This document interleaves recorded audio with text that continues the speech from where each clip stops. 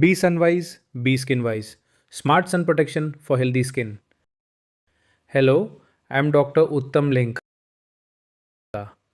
Sun exposure is one of the leading causes of tanning, pigmentation, premature aging, and worsening of many skin concerns.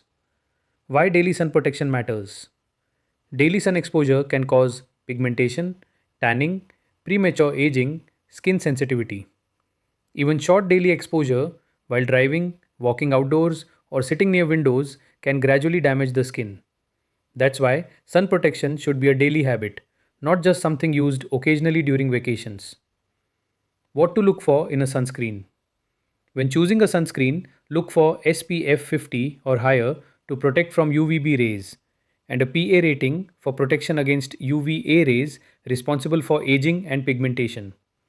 Another important factor is photo stability, meaning the sunscreen remains effective even after exposure to sunlight. Not every sunscreen suits every skin type. Dermatologists often recommend specific sunscreens suited to your skin type because your dermatologist understands your skin best. How to apply sunscreen correctly? To apply sunscreen correctly, follow the two finger rule. Squeeze sunscreen along the length of two fingers to get the right amount for the face and neck.